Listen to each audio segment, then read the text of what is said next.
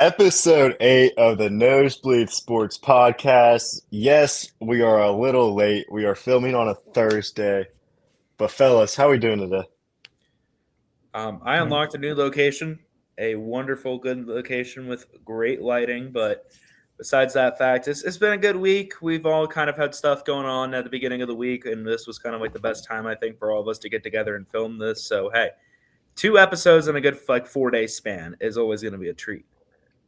Yeah, I'm doing just fine.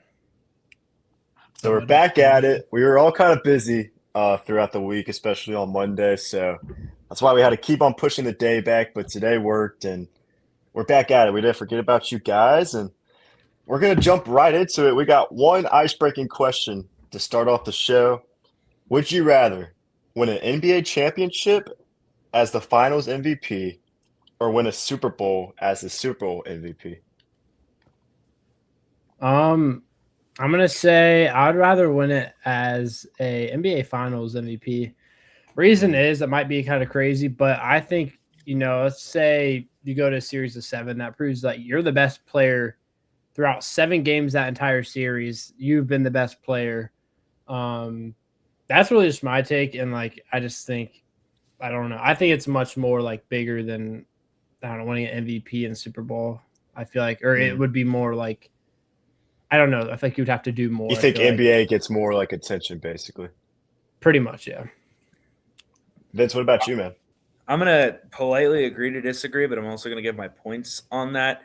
I think I agree with some points that Brady said. I think it's a lot more harder to win a finals MVP, especially if a series goes to 7 games. You have to prove you're the best player throughout those entire 7 games, even if your team doesn't win or wins or lose. You have to still prove you're the best player through 7 games.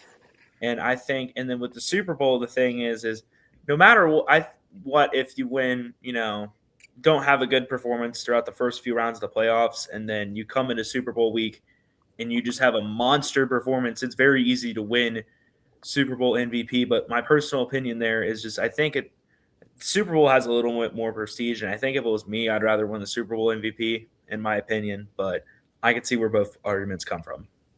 I definitely like the 7-game, the more game take in NBA, but I think Super Bowl is it's like a national holiday. It's one game. Everybody's out there celebrating or, parties, everything.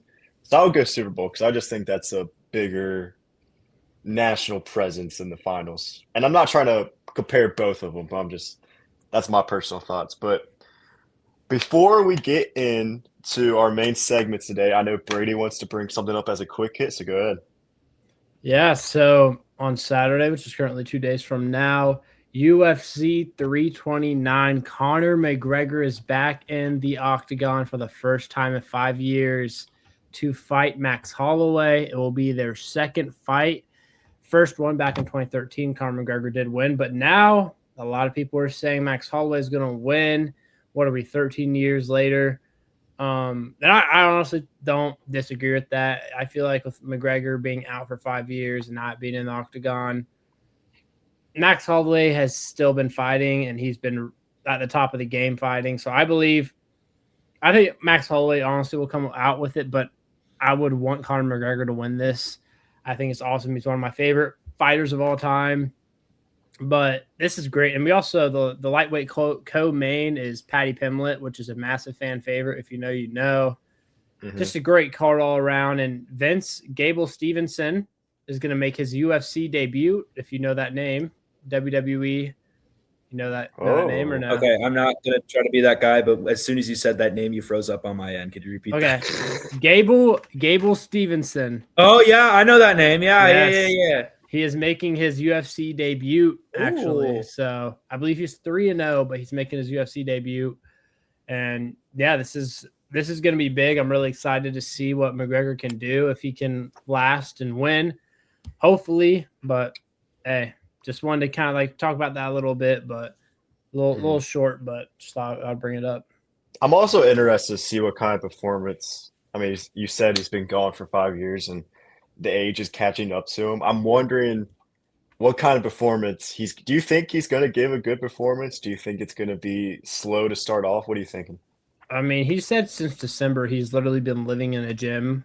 Apparently he feels like he's still at the top of his game and he's been training nonstop. So I really do hope, especially 5 years, and if he does bad, it's gonna be upsetting because I've been waiting for this moment for him to come back in the octagon now. Because I watched UFC like back 5 years ago, but like I wasn't massive into it. Like I wasn't like I don't know. I didn't know as much as I do now, so I think it like would mean a lot more. I don't know. Just seeing him back in the octagon is going to be awesome, though. I feel like if you're not a big UFC guy, like you obviously like know Conor McGregor. Like if you don't know the league and everything, you Absolutely. know Conor McGregor. So I'm excited to watch that. That'll be interesting. But I also have another quick hit before we get into one of our main segments. Last week we talked about the 5-for-5 rule passing in college athletics. And we said a couple players are suing the NCAA to get eligible because they think they fit that guideline, but the NCAA said they didn't. And a judge granted the injunction earlier today, allowing 15 NCAA athletes to be eligible and play in this season. One of the main ones for one of my favorite schools, University of Cincinnati, is MJ Collins. He averaged 17 points per game last year. For Utah State, he was All Mountain West second team. He was MVP All Mountain West conference tournament. So that's a big addition for Jared Calhoun and staff to start off such a strong off season for him. And then also it got announced today that Xavier, Dayton, Cincinnati, Ohio State, they're doing a like preseason event.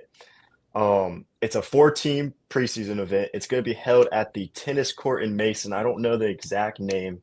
Someone have to check me on tennis that. center, like outside of Kings Island. I don't know So the name. it's an outside tennis court, and they're playing basketball games in there. So that's in October. I'm very interested to see how that will work. You know what I'm saying? With the weather, the wind, it's going to be weird to see. But I'm interested to see how that works. But that's a couple quick hits, and I want to get into probably the biggest talking point of all of sports the last week. And that's Brady's guy, LeBron James, still currently a free agent. There's a couple teams that are sticking out right now for LeBron, and I would say it's a 3 to 4 team race currently.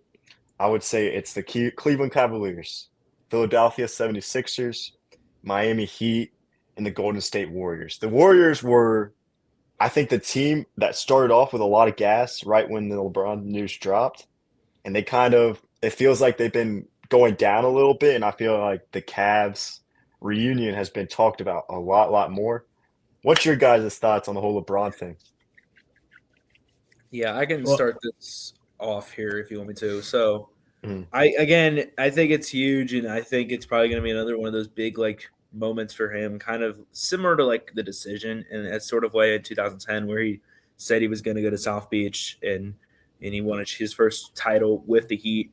I think it's something like that. I've also been hearing a lot of like rumors of him signing with Philadelphia more recently, than like Golden State. I think Philadelphia has been getting a lot of momentum towards that signing.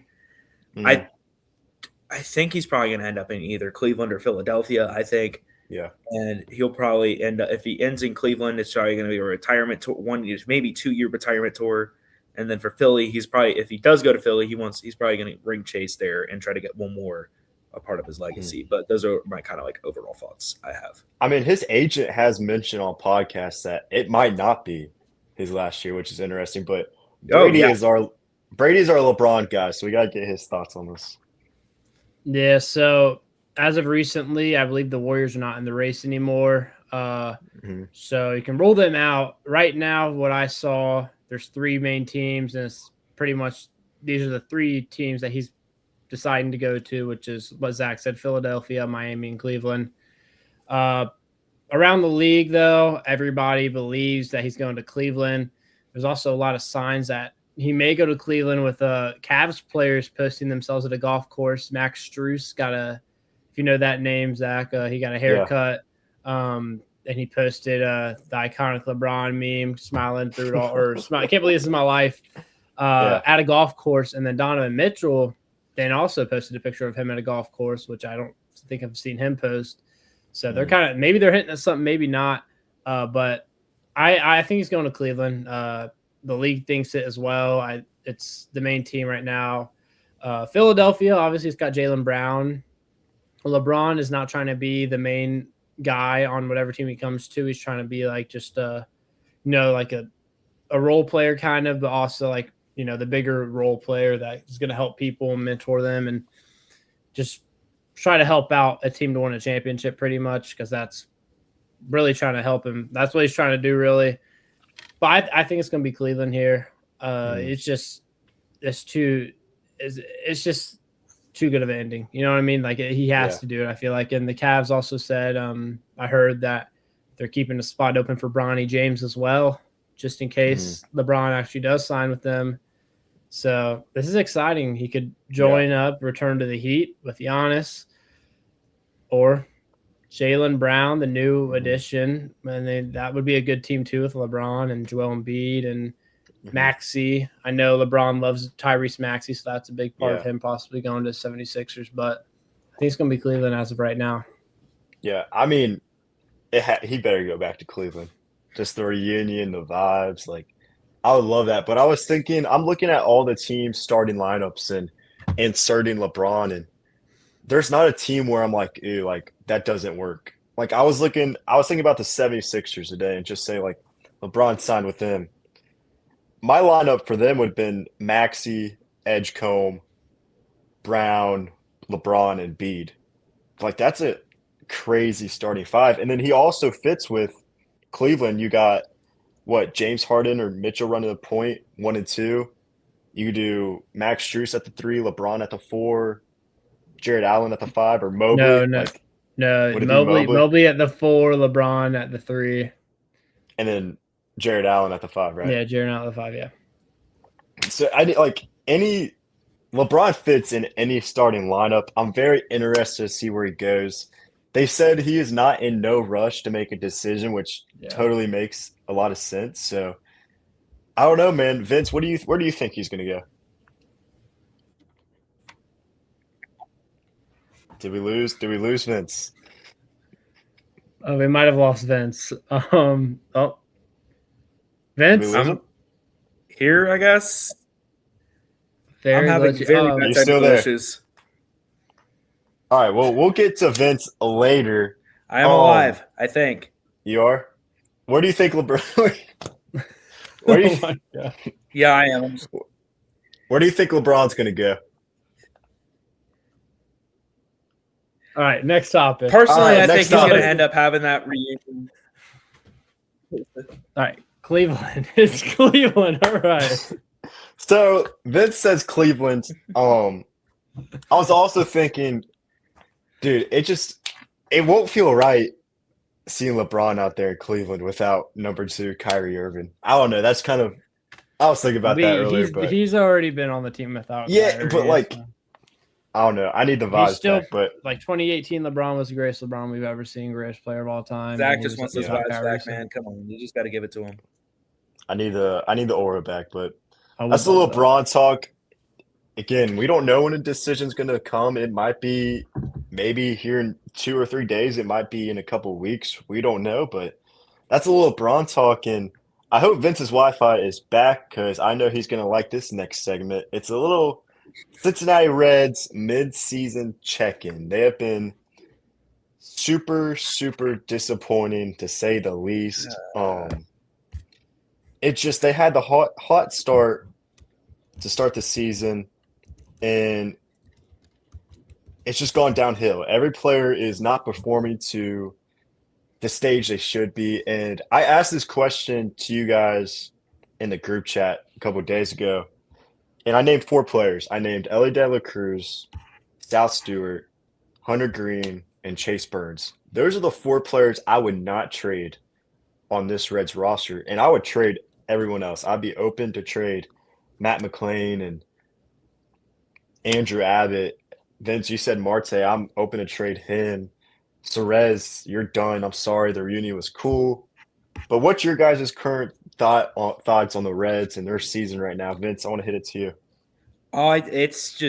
It's been agonizing. I think whatever momentum we had leaving April was destroyed in that 2-series stretch against Pittsburgh and Chicago. the one thing this Reds team cannot do is win games against the division, and I feel like that's where all our momentum is getting destroyed. Is that we cannot win against teams within the AL and not the AL NL Central, excuse me. We cannot win against teams in the NL Central. I think we were like 4-20 maybe or 4-21. It's not good at all. It's absolutely bad, and I think that's where a lot of this like momentum and how bad this team's looks like. If we can't win games in our own division, no matter how else we do against the rest of the league, this isn't going to be a team that's going to be playoffs. We had a good win yesterday against Philly. That's probably the best win we may have had in a minute. But is it going to be a long-time momentum changer, in my opinion? I don't see it. I don't. I think the Reds are going to sell at the deadline. I think they keep Abbott. He's played better since this. Ironically, has been played better during this terrible stretch because the beginning of the season for him was just absolute like a fire pit. It was bad. But I think he's played better now. I'd keep most of that starting pitching core, but yeah, besides the players I think you mentioned and maybe in a couple others, I think most of this team's going to probably be sold at the deadline. Brady, what about you? Yeah, not a season for the Reds. Obviously, it started out bright and then fell downhill. I believe they're 42-49, or is it 41? 41. Yeah, 42-49 or 42. Okay, they are 3-7 in their last 10 games. Yeah, it's just been bad, and I think a lot of it is with the inconsistent offense that they have. Personally, I think they've shown potential from here and there, especially with South Stewart. I think he's going to be amazing. He already is. Yeah.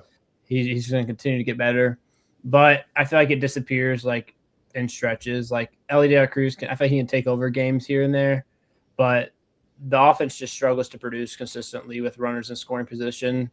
And I mean, like, again, I feel like here and there, it's kind of rare, but they'll have like mixed, like just explosive games. Like we just saw, 11 runs against Philly. Like that was crazy to see with back home runs as well. But again, you got injuries being an issue, bullpen, the pitching, just defense mistakes as well. There's a lot of, I feel like, costly errors and mental mistakes that this team has made on defense. And then, honestly, if they want any chance of wild card, but I don't see it happening at all. Like that chance is long gone. I think they need to buy at the deadline, and I think they need to be careful doing it though. Like I think they should honestly go after like a reliable late inning reliever. I think that would be a good idea. Also getting just a veteran right-handed, like just bat. I think that would be good for the lineup as well. Just getting, a veteran piece on the squad that can hit it. And then just getting more bench depth. Like this team just needs more depth on the bench. But I don't know. I think they really just need a bullpen arm and just, they need everything pretty much. Yeah. So I've never been less interested in the Reds right now, just how disappointed they've been.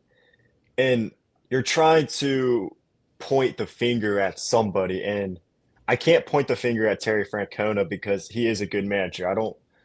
Some people will question his decisions, but the guy has 2 World Series under his belt. Like, I'm not going to question that. No, I'm not either. I'm not going to question the players because they're not the ones at fault being on the field. I'm questioning the management. They've been here for years now, and they haven't done anything since, 2013, 2012? 2013, we had that wild card run, and we played against the Pirates, and that game. Oh. And last season, it took to the very last game for us to even make the playoffs. Mm-hmm. And if we did do a hot take segment this week, my hot take would be them making the playoffs last year was the worst thing for this ball club because it gave them so much false hope to keep the players and keep Matt McClain, who's been terrible this year, and keep a lot of the core roster. Yeah, and I thought it was funny. It was the first game with the Phillies series. Kyle Schwarber steps up the bat, hits a home run, and they said the Reds were in with him.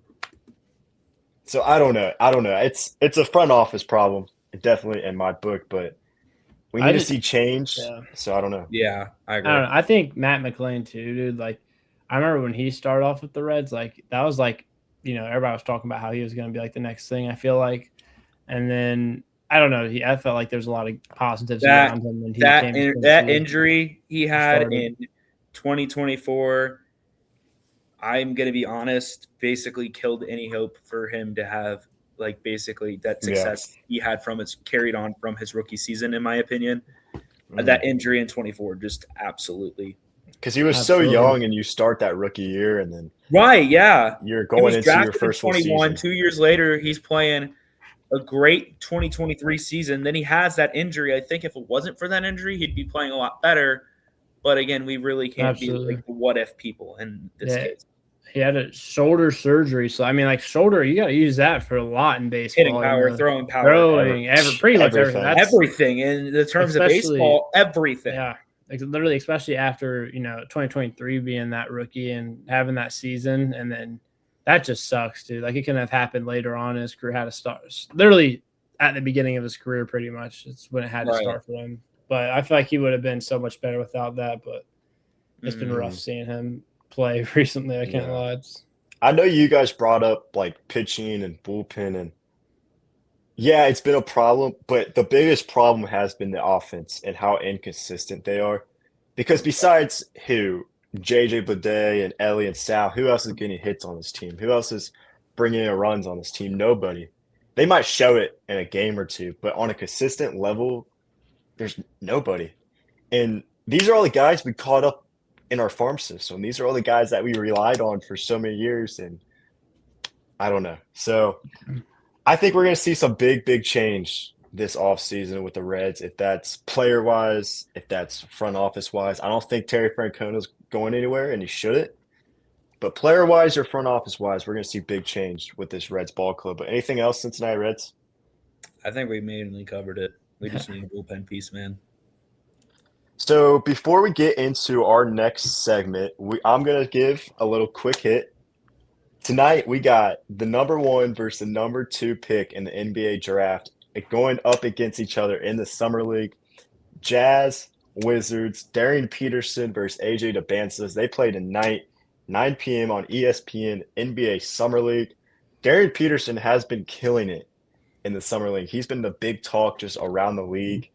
He's been a straight bucket, and people are saying he reminds them of Kobe a lot. And I mentioned that on the podcast, so watch that. Tune in for that tonight. But let's get into a little World Cup talk. The USA took a brutal loss to Belgium a couple days ago. I think the final score was 4-1. 4-1. Correct me if I'm wrong. What went wrong in that game, guys? What went wrong? I overall just think Belgium used all the momentum they can from that overturned red card from Balogun in the Bosnia game. They basically just said they're not going to overturn this decision. They're cheating, and they basically just brutalized us in a way, winning 4-1. I think a lot of people, including myself, thought after the 1-1 draw. I know I was talking to Brady during most of that game, we had hope, and then 60 seconds later they just score again, and I'm like, that was upsetting. We're not winning this game. But yeah, there's just a lot overall that's even with the US and also just overall in just the entire World Cup in the past couple of days that just Do you guys have, or Brady? No, you can take it away. What were you gonna say? What's your thoughts, man, on USA and the brutal loss that was it was for that game? It was rough, dude. Honestly, Christian Pulisic. Honestly, I'm gonna say it. Overrated. I don't know what he's done for USA Soccer. Obviously, just disappearing when we need him. Sorry, not to hate on him. I respect him. I think he's a good player, but dude, you gotta think though, this is your country. This is the World Cup, dude. And I don't know. I've seen the injury. I think he torn something or something. Obviously that's bad, but I don't know. You barely played for Team USA, and I don't know. I get you're having an injury, but I feel Mamba mentality, dude, be out there and just Mamba mentality. Do it, man. I don't know, but basically the game, I think there's a lot of defensive breakdowns that this team had.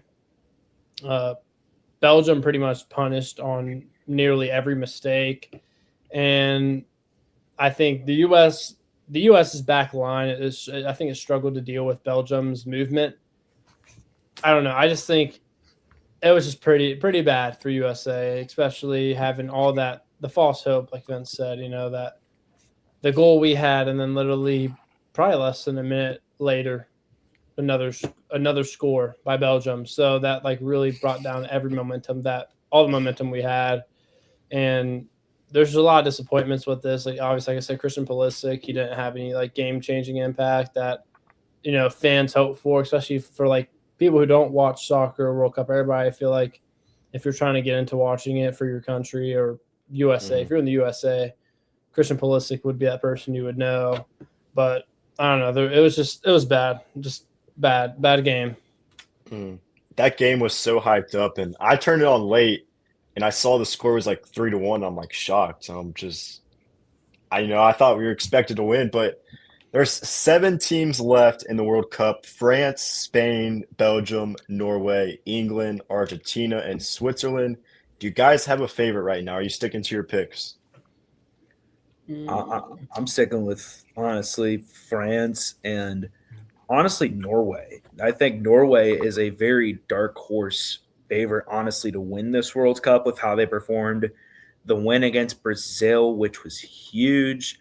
I think if they can win and have a good performance against England, I don't think anyone's really going to stop them. But I think France is obviously the clear favorite, probably out of the last 7. France is up there, but I'm just going to say Argentina. After that game against Egypt, absolutely nuts. Like I don't know how that's up there with the 28-3 Patriots, both in Atlanta too. That game happened in Atlanta. So I don't like it's crazy. Messi and staff, bro. Just I don't know. Argentina. That's a little World Cup talk. Our next segment, it's going to lead us into our last segment of the night. Me and Brady got access to College Football 27. It is out. What's your thoughts on the new game right now? It's solid, I would say. I seen a thing where they're putting in microtransactions in an offline single player mode. I think that is wild, but obviously it's the start of the release, so it's not going to be perfect. It's obviously going to have a lot of updates and whatnot. So yeah, I mean it's all right. I like it. It's college football, playing college football, and you can do whatever you want. So it's always going to be fun. I also do like it. Dynasty is, I don't want to say it's harder, but it's a little bit harder because now you got to do NIL and a little extra stuff, and then you got mascot mashup now in there. So it's been fun, but I probably got the 2 biggest Notre Dame fans with me on this show. So I thought, let's do a little Notre Dame football preview. What are you guys expecting this year out of your ball club? Personally, for me, I'd start. I feel like this team is a lot improved from 2025, and also they have something to prove from 2025. Missing the playoff will add fuel to the fire for this 2026 team to perform greatly. I will say a lot of people have said, like on the internet, in like social media, talking about how soft the Notre Dame schedule is. And granted, I mean it's not the hardest schedule. You got teams in there like Miami and BYU who are going to be probably your toughest 2 opponents. You lose the USC game, which obviously is big in any case, but kind of looking at it, in my opinion, the expectation for this team this year should be 12-0. I wouldn't be upset if it was 11-1, but Notre Dame should be contending for a spot in the college football playoff when it comes to the end of November, beginning of December. I like it. Brady, what about you? Yeah, I'm with him as well. This Notre Dame team obviously has a lot of trials and tribulations that they've had to overcome. Oh, they're one of the most hated teams right now in college football. So we got a big chip on our shoulder. We got it's a revenge tour, So I think this team, I see them going 11-1. I hope 12-0. I think 12-0. I see them going 12-0, 11-1. I wouldn't be shocked just because you are playing Miami.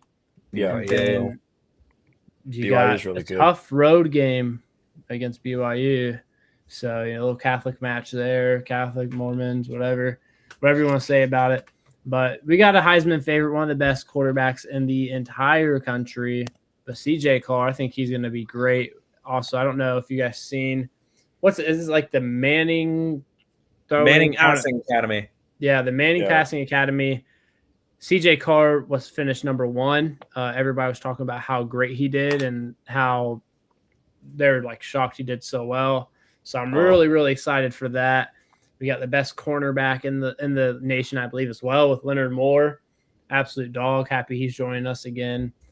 But yeah, I think if this team doesn't make it playoff, it's obviously going to be a massive disappointment for this team. Mm-hmm.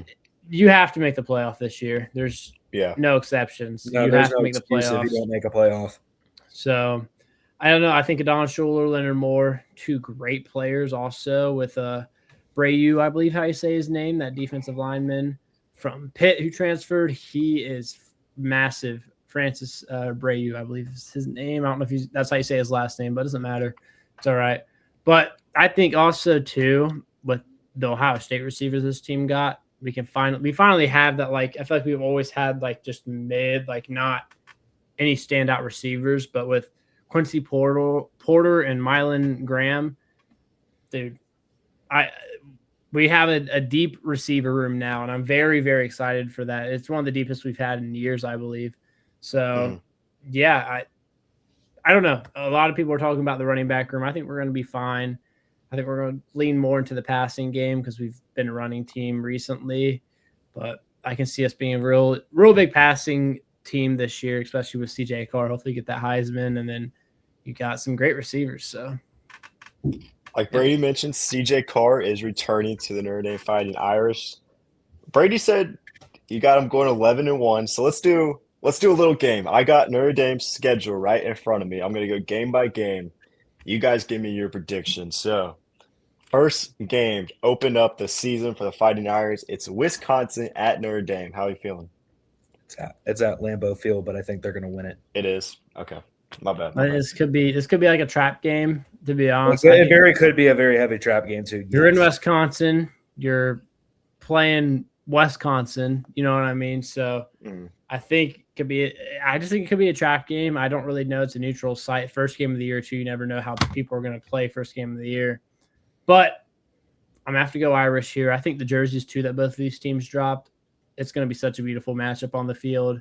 Got the navy and gold, and they have the red and chrome. I think they're both beautiful jerseys. So it's going to be great to see those on the field.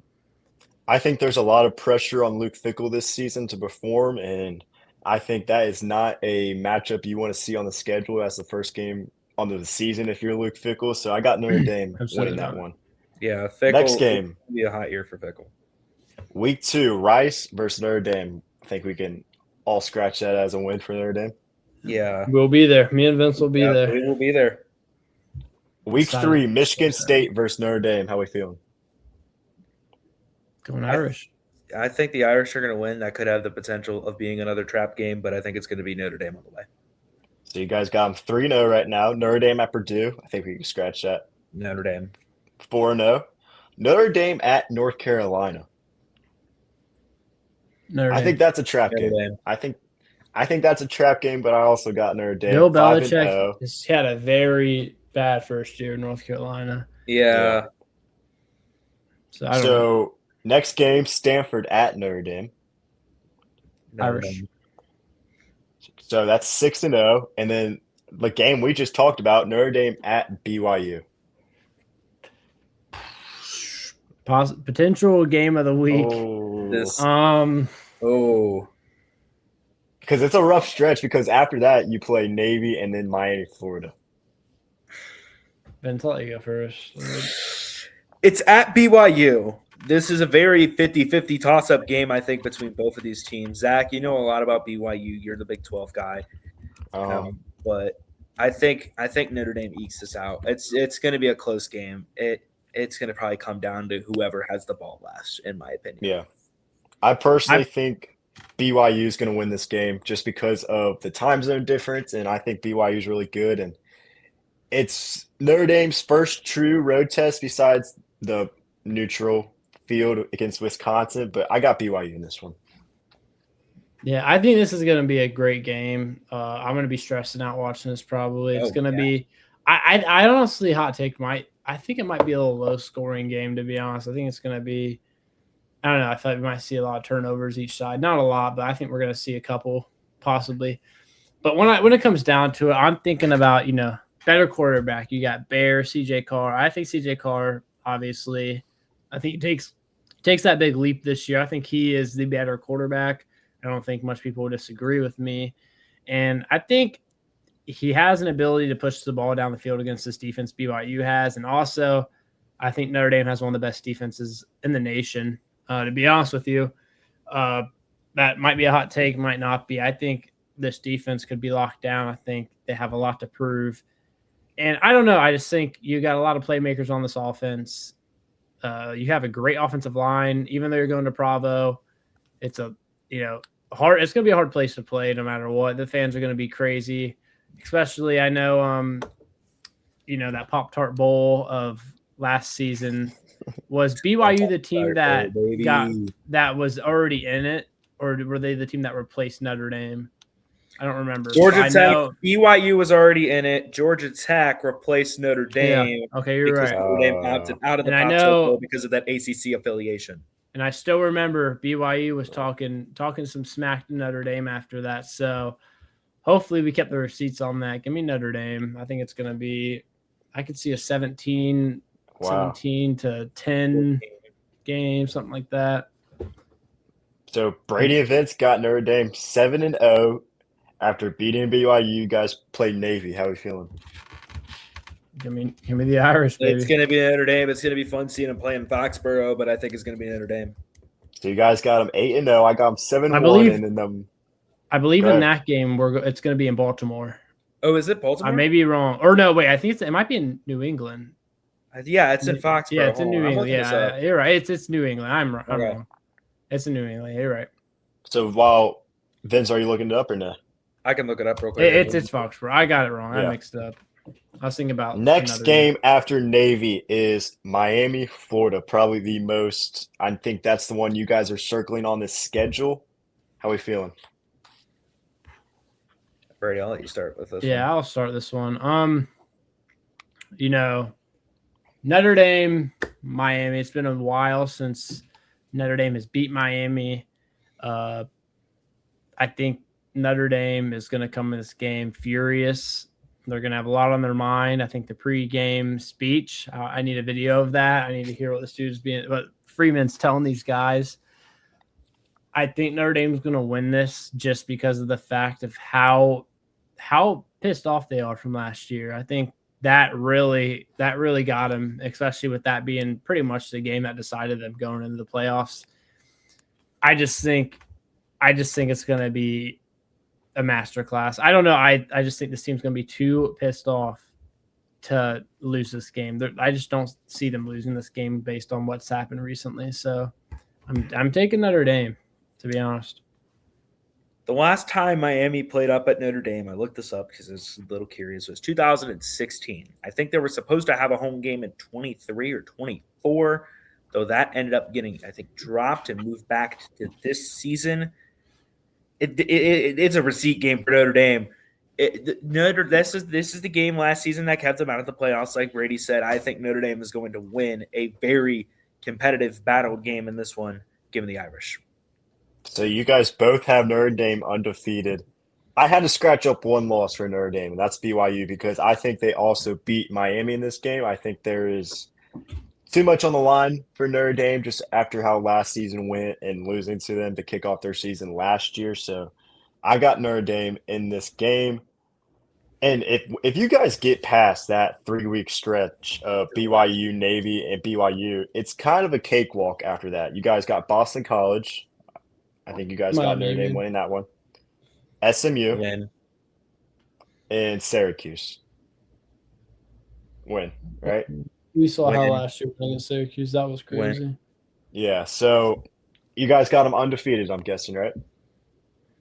Undefeated for the Notre Dame Fighting Irish from Brady and Vince. I got them losing one game, and that's to BYU. And like I said, man, if you guys get back past that 3-week stretch of BYU, Navy, Miami, I think the season's looking good for Notre Dame. And jumping on my side of the ship with UC football, I am nervous on what their season can look like. There's been a lot of drama with UC football this offseason with the whole Sorsby situation.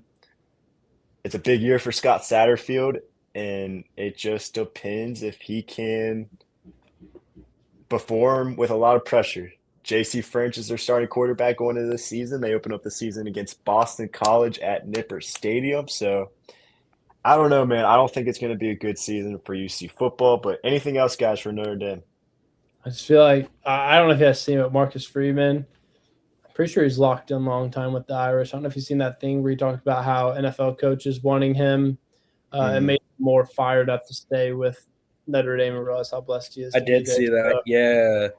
Just expect him to be a faithful man to the Irish, hopefully, unless he turns against his word for a while. So I would love that. You guys, I mean, you're just set in such a good position with Marcus Freeman because, like you mentioned, he's dedicated, and also I think he's like an elite coach, but he's also very well with the NIL aspect of the game and the portal aspect of the game. And I think that's a hard thing that coaches are still trying to transition to. I see it in the college basketball landscape a lot. I think one of the coaches is struggling right now is Bill Self with the portal and the NIL. But I'm interested, man. I think Notre Dame's going to have a great season like we just went through the schedule. And it's like Brady mentioned, it's receipts, man, after last season, how everything went. So that's Notre Dame football. Do you guys have anything else on episode 8? I think that covers everything. Little short of a podcast this week besides the others. When it's the summertime and dog days of July, it's hard to get talking points. Content to talk about. Yeah, and I know once we get to the football season and college football kicks off and NFL kicks off and college basketball kicks off, Nosebleeds will be running shows weekly, talking about all the games, recapping all the games. So just wait for the content, man. It's coming. It is coming. But anything else, guys? Were you playing on Monday? Monday episode? Yeah, Monday, episode 9, almost to that episode 10 mark. So watch out for that one.